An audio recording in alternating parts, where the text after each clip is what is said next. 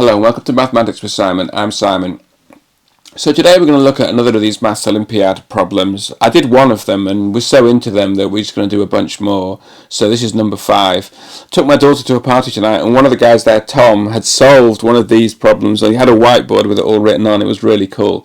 It's a really good solution. We're going to do a video in the future together, I think.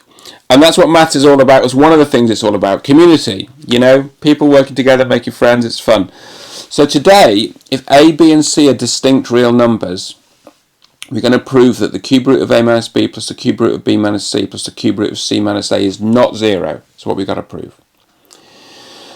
So we're going to experiment. So let's just look, if we had fewer terms, cube root of a minus b plus the cube root of b minus a. Now that is 0 because the cube root of b minus a is the negative of the cube root of a minus b because the cube root of minus 1 is minus 1. So that is 0. But we've got to prove this isn't 0. Another way of looking at it is if we take away the cube roots and we just have a minus b plus b minus c plus c minus a, that is 0 as well. Because a minus a cancels, I know you know this, b minus b cancels, c minus c cancels, it's 0. So let's get back to the thing we're trying to prove.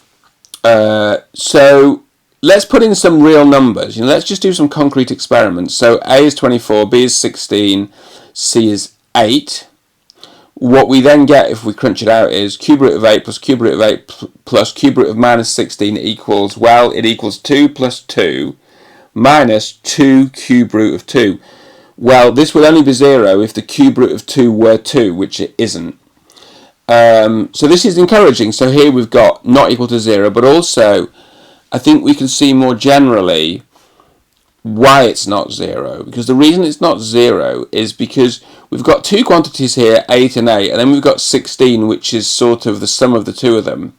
When we take the cube root, it's reducing 16 by more proportionally than it is reducing 8 by. So if we just look at some examples, I mean the basic reason for this is because the second derivative of x cubed is positive for positive x.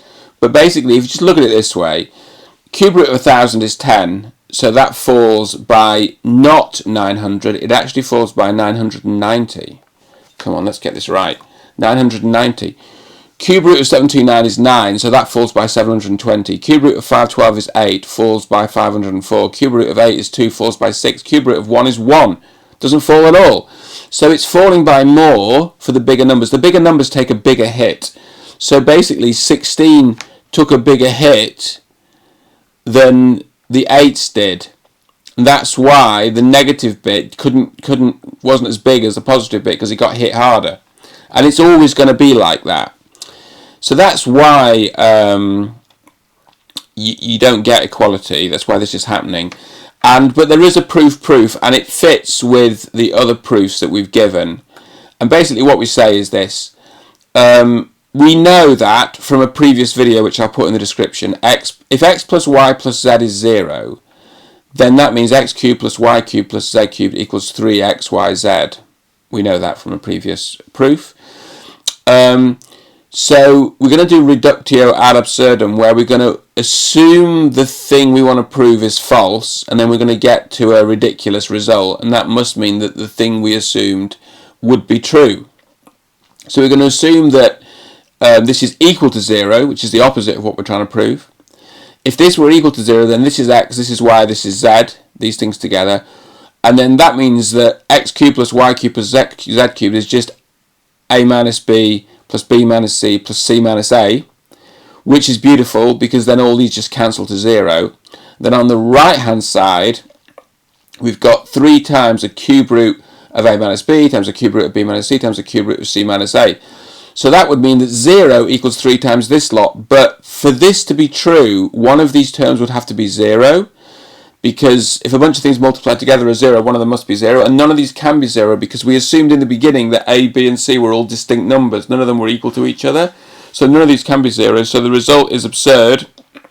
Which means that this assumption that these three, cube root of a minus b plus cube root of b minus c plus cube root of c minus a is 0, that assumption can't be true. Which is what we were trying to prove. Hooray, we've done it.